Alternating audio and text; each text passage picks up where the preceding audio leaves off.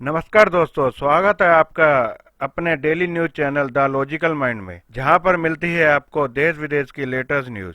दोस्तों, आपसे रिक्वेस्ट है कि आपने अभी तक इस चैनल को सब्सक्राइब नहीं किया है तो प्लीज जल्दी से जल्दी चैनल को सब्सक्राइब कर दीजिए। दोस्तों, अगर आपने अभी तक इस वीडियो को लाइक और चैनल को सब्सक्राइब नहीं किया है तो आपसे रिक्वेस्ट है कि आप जल्दी से इस वीडियो को लाइक और चैनल को सब्सक्राइब कर लीजिए ताकि आपको मिलती रहे डेली लेटेस्ट न्यूज। दोस्तों, काबुल पर तालिबान ने कब्जा किया तो ठीक उससे पहले अफगानिस्तान के पास अमेरिका से ट्रेनिंग ले चुकी एक बेहद ताकतवर सेना थी। और बड़ी बात तो यह है कि अफगानिस्तान एयरफोर्स के पास कई तरह के 242 विमान और हेलीकॉप्टर थे। इन एयरफोर्स के मुख्य विंग अफगानिस्तान के 4 अलग अलग इलाकों में तैनात थे। लेकिन जैसे ही तालिबान का कब्जा हुआ तो उसकी एयरफोर्स के ज्यादातर विमान और हेलीकॉप्टर गायब ही हो गए और तालिबानियों को सिर्फ कबाड़ ही मिला। ठीक उसी तरह जैसे आपने अफगानिस्तान को भारत की ओर दिए MI-24 हेलीकॉप्टर का नजारा देखा था।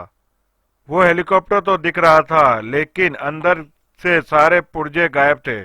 मतलब आपको भी हैरानी हो सकती है कि तालिबान के खिलाफ युद्ध में आखिर क्यों अफगानिस्तान ने अपनी वायुसेना का ना के बराबर इस्तेमाल किया, जबकि उनके पास इतनी शानदार ताकत थी। साल 2012 में अफगानिस्तान ने अपनी नई एयरफोर्स बनाई थी जिसका हेडक्वार्टर काबुल में था और अफगानिस्तान वायुसेना के पास 242 एयरक्राफ्ट थे जिसमें fighter jet, helicopter, transport aircraft समेत कई जेट का बेड़ा था। एयरफोर्स के पास 7,000 से ज्यादा सैन्य कर्मी थे। लेकिन जब तालिबान ने काबुल पर कब्जा किया तब अफगानिस्तान एयरफोर्स खाली हो चुकी थी और उनके सैन्य विमानों के हेलीकॉप्टरों के साथ पड़ोसी देशों की तरफ उड़ चुके थे। यानी तालिबान के जब तक अफगानिस्तान पर कब्जा किया तब तक वहां की एयरफोर्स विमानों के साथ गायब हो चुकी थी। जब काबुल एयरपोर्ट हेडक्वार्टर और दूसरे एयरबेस पर जो 40 से 50 विमान हेलीकॉप्टर खड़े हैं वह सब कबाड़ है। उनमें से खास है A-29 सुपरसोनिक लाइट फाइटर। ये विमान ब्राजील ने बनाया था। ये लड़ाकू जहाज सीमित अभियानों में शानदार माना जाता रहा है। ये कई तरह के हथियारों से लैस हो सकता है, दुश्मन पर अचूक निशाना लगाता है, पर इसका इस्तेमाल नीचे रहने वाले टारगेट पर ही हो सकता है।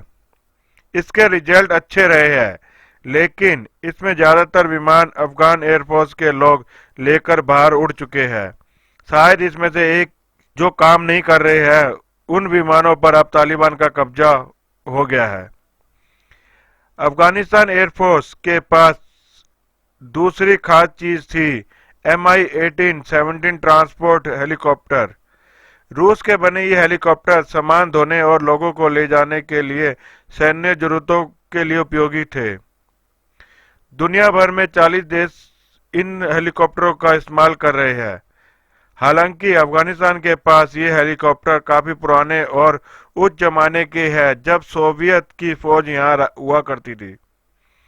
उनमें से ज्यादातर खराब है, केवल एक दो ही काम की हालत में है। अफगानिस्तान के पास US-60 ब्लैक हॉर्स भी है, लेकिन माना जा रहा है कि अमेरिका में निर्मित इन ताकतवर हेलीकॉप्टर काम की स्थिति में नहीं है। इसी जमाने में सैन्य ऑपरेशन में इन हेलीकॉप्टर की तूती बोलती थी, लेकिन अब अफगानिस्तान में ये काम लायक नहीं रहे हैं। इसमें से एक दो काम के लायक है, अब उन पर भी तालिबान ने अपना कब्जा कर लिया है।